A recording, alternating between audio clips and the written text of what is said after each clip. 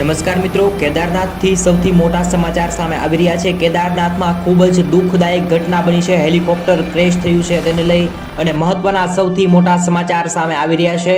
જ્યારે મિત્રો આ સમાચાર મળી રહ્યા છે, કેદારનાથથી 2 કિલોમીટર દૂર આજે સવારના સમયે હેલિકોપ્ટર ક્રેશ થતા 2 પાયલટ અને 5 શ્રદ્ધાંજલુ સહિત 7 લોકોના મોત નીપજ્યા છે।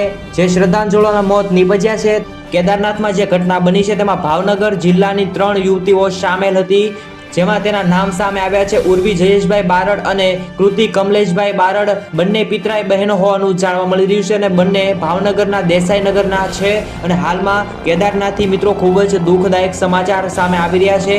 લગભગ 7 લોકોના હેલિકોપ્ટર ક્રેશ થવાને કારણે મૃત્યુ થયા હોય તેવા અત્યારે સમાચાર સામે આવી રહ્યા છે અને ભાવનગરની 3 યુવતીના પણ સમાચાર સામે આવ્યા છે। ભગવાન આ લોકોની દિવ્ય આત્માને શાંતિ આપે તે માટે કોમેન્ટની અંદર જરૂરથી મિત્રો ઓમ શાંતિ પાઠવજો। મિત્રો કેદારનાથની અંદર આ ઘટના બની છે અને જેમ બને તેમ ફટાફટ આ વિડીયોને શેર કરો।